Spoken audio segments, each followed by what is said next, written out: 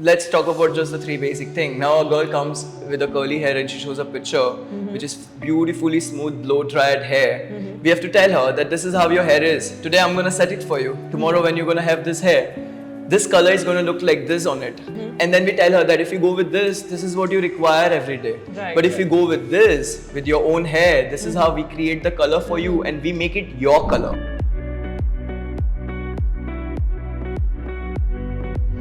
Hey everyone, today we have with us a visionary who brought international finesse to the hairstyling in Surat. He's known for the hair transformations that he creates, and I can vouch for that because I have so many clients who tell that he's truly a magician because he's created magic with the hair transformations on them. So we are very, very proud today to welcome Rohan Patel, Thank you so founder much. and creative director at R&G Salon. Hi, Thank Rohan. you so much for having me here. It's a pleasure. Thank you so much for coming. No, but you see, we all connect when it comes to skin, hair, fitness, all of that. So it's very good, that we are creating certain contents like this that helps out so many of our clients and the ones who are not our clients to guide them the way how we all work out. So then I was really looking forward to this, and thank you so much for coming here. Finally, you're doing it. Yes. Okay, so Rohan, you have to tell us about your journey because I'm sure it was not easy for you. It is not for everyone, I think, but yeah, you have to tell me from where did you start? Because I feel that this is a very unconventional thing to do. I'm sure it's not easy. So yeah. I followed my mother's footsteps. When I was 15, I decided to join in and help her out. I didn't know do I want to be a hairstylist, but I definitely wanted to give it a try. Okay. So it was all about just wanted to help her out. So she was also a hairstylist? Yes. So I'm 30 right now and she's been a hairdresser since 35 years. While even she was pregnant with me, she was already working. So for me, I guess that just got in me that way. But I'm grown looking at her working. Amazing. So and when I was 15, maybe by my 10th grade, I finished my boards and I sat with mom and told her I'll study, but I definitely want to start learning or maybe try to understand hairdressing. So you were doing that simultaneously while you were studying? Yes. So after finishing my boards, I got into hairdressing, and first step was moving to Mumbai. Was the only place where there were professional schools were there, because there are so many hygienes you need to learn when you're into barbering. When you're touching someone, that is not something you can learn just at your home. Okay, it can be an art, but still, if you want to take that to a professional level, you still have to go to a school to learn the fundamentals of it. Sure. When I was in UK, when I redid my hairdressing studies, when I felt it's not just the barbering or professional hairdressing or cosmetology we call it, but it's all, for me, it should be from a school to the salon. That's amazing. It shouldn't be to a salon and then to a school and then to a salon. But I do feel like there should be literally a cosmetology school, and the licensing should be so strict about opening up the schools or making this. That's where people, whatever problems they face, like this we have schools. But if you go to abroad and all, they have license to be a stylist. Okay. You have to clear the board of a state to become a hairstylist or a barber. You just cannot go to a school, learn and open your barbering academy or your salon or your barber salon or your hairstyling salon. You cannot just open it like that. Right. So that way things could get into a more professional way where people can start taking the profession in a different manner. And also, Rohan, we are very proud of the fact that you are a Vela Passionista. So just brief us about that. Yes, so Vela Passionista program was started a few years back for India. So till now, it used to be a lot of collections. We have autumn, winter, fall, just like how we have clothes. Right. Seasonally, it's changing the colors and the style. Same way with the hair, we do have concepts. So it's not about using a for brown. The hair colors, basically. We have hair colors, we have hair cuts, which are done according to the seasons, which we feel the way how good hairdresser. Hair cuts according to the season. If you have summer, if you have certain work, if you are into certain profession, you know how to consult, you know how to pitch a right haircut or what color style. So maybe a new stylist who's just 2 years experienced might not know what to create. Right. Just looking at Instagram reels of 1 minute or 2 minutes, you cannot learn the skill of you might just know how to do it, but you don't know on whom to do that and how to do that. That's where the collections by these big brands like Vela launches a collection 2 times or 3 times a year, according to the season. You know, I want to know, like, if you can tell us that what are the, you know, most general misconceptions as far as, you know, hair care and hairstyling is concerned, because I think it's very important for us to know. First of all, talking about 3 different hair textures. For example, you have straight hair, wavy hair, and super curly hair, or very curly hair. Let's talk about just the 3 basic things. Now a girl comes with a curly hair and she shows a picture which is beautifully smooth blow dried hair, and like there is a straight blow dried hair. So basically opposite texture. A girl with a straight hair showing curly hair girls showing a picture or reference of a straighter hair. And she's asking you to do that color. That's where we come in a picture of, we have to tell her that this is how your hair is. Today I'm gonna set it for you. Tomorrow when you're gonna have this hair, this color is going to look like this on it. That's where we get her out of that picture what she has in her head, and then we tell her that if you go with this is what you require every day. But if you go with this, with your own hair, this is how we create the color for you, and we make it your color. But I'm sure not everyone agrees to this, Rohan. So they don't. That's where you have to choose your clients in a right manner. You want to do it for her the way how she wants it. Then you gotta tell her also that, okay, if tomorrow your hair don't look like that, there are other chemical services are gonna come to the picture. If you won't be able to take the follow-up, and naturally your hair is not like that, you are taking another service of XYZ treatment or whatever it is to make it look like that, thinking that that's gonna be not a permanent look for you. You're still getting something temporarily done. So when I ask people to choose their color, for me it's very important for her to know her own hair type, know the work behind it to make that thing look good, that style which is created for her. She needs to know how to make it look nice just like that. And if she is into different thing, her profession doesn't allow her for that kind of a hair, and if she's taking another chemical service on top of the color, that she needs to know that first. Before I even do the color for her. I wouldn't do the color for her, and after a week she will go home and think, I shouldn't have ever colored my hair because this happened to my hair.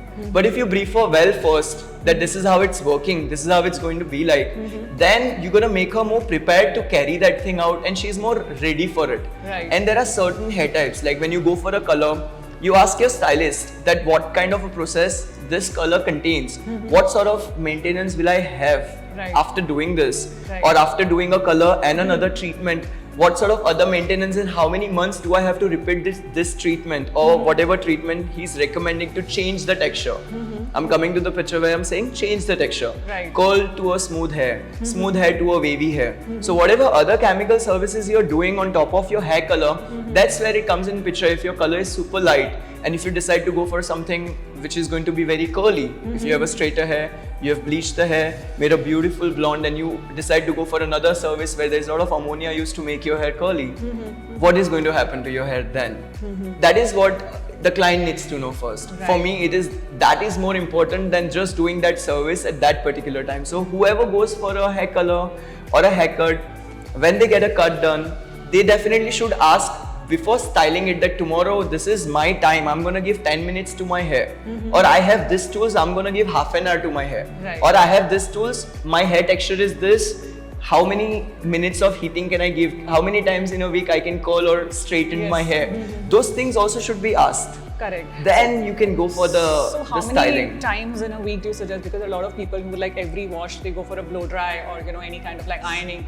How good or bad it is? How frequently it can be done? So No. So what I think is, like, if you want to iron your hair, if their work requires that, then you take a service where your hair texture is pretty well smooth.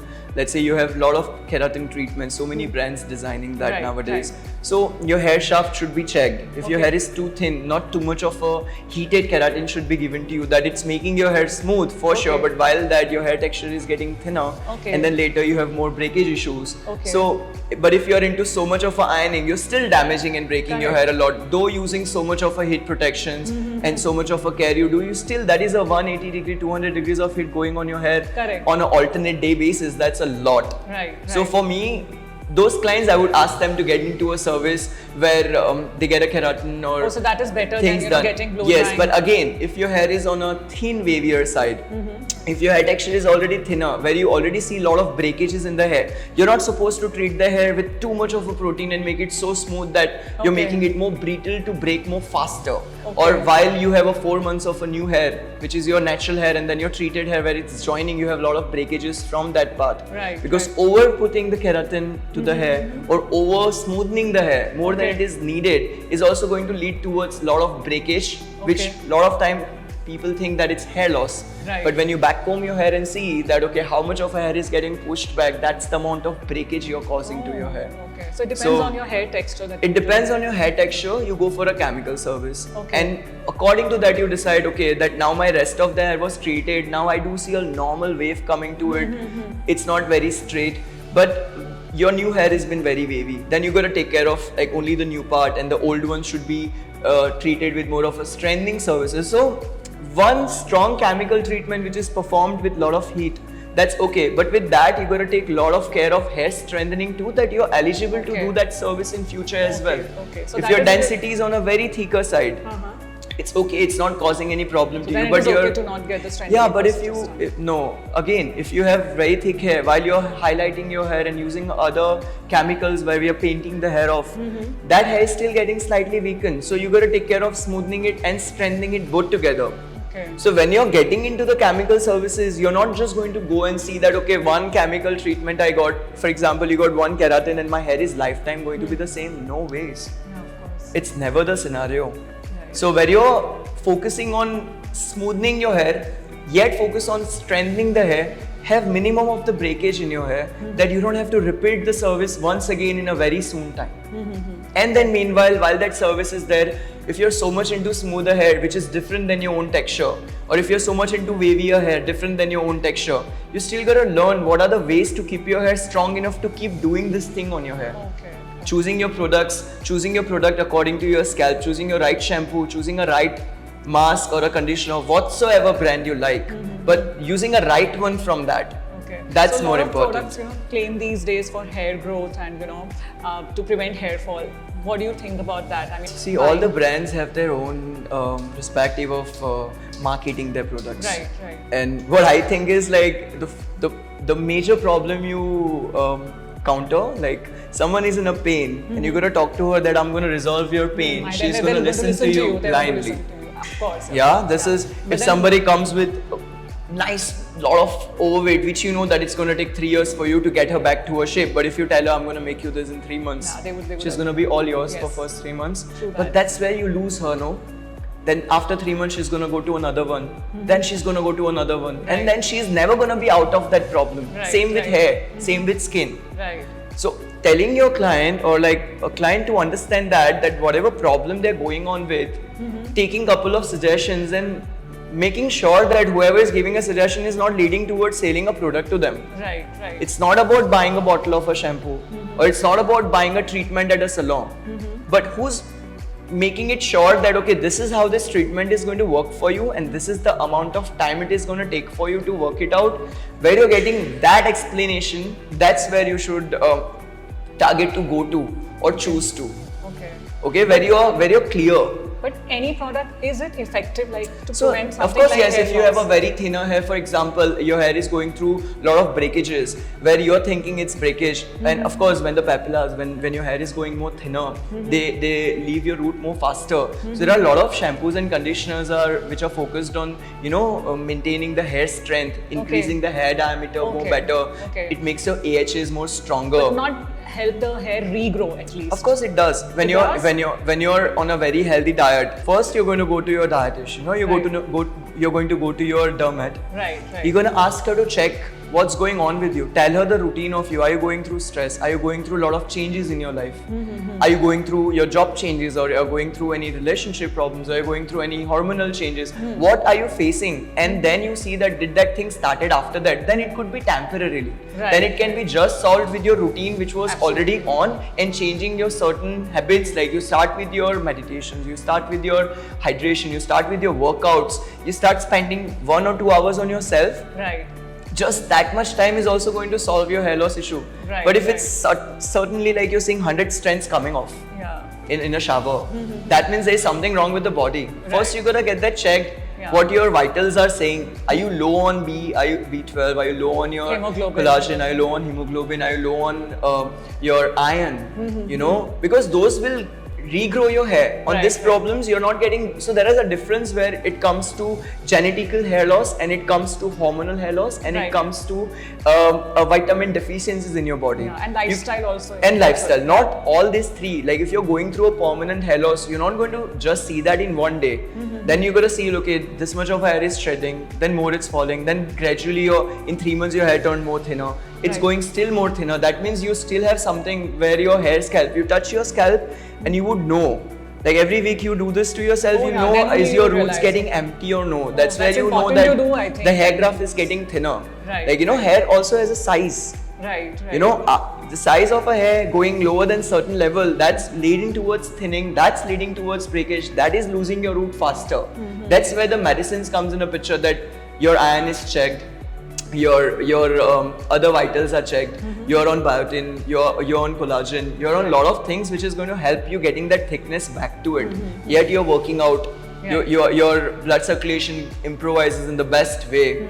Those things would be a good solution, and then a shampoo and a conditioner come in a picture. With like a combination of everything. Yes, for me, my products are only according to your hair type, your scalp type, and your hair treated. Like if you have a colored hair, or if you have a keratin treated hair, or you have, there are multiple names for keratin treatment as well. So there are like thousands of names people have given to it. That's where clients needs to be smart to ask what's the process to do it, and they'll understand what exactly it is.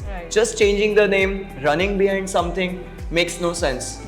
So it's what, like you have different brands making different products and giving different names to it. That's not changing the origin of the work of the product. That's what I come to. And then I get the shampoos and conditioners. What people, first thing they do is they go to a salon. My hair is falling, give me a shampoo. Then a salon or stylist should be more focused about, okay, he should diagnose, is it like a strength issue she has? Is the hair breaking? Is it the time that she should go for another strong heated chemical service, or she should be on a hold? Though she has a very frizzy hair, but if the hair is weaker, you're gonna wait, you're gonna strengthen them more, you're gonna get her ready for that service, and then maybe you allow her for that. Meanwhile, you maybe help her out with a nice cut and help her out with her own texture to make her look pretty. You know, I see. So for me, as a salon owner, also products is my last priority. That's very nice. Yeah, like we are running a salon, we are there to serve you and help you with your looks. Of course, products are a part of it. It's a business, but that's not like a showroom or a supermarket where selling you know, we are selling products. For that, you have online and e-commerce and things.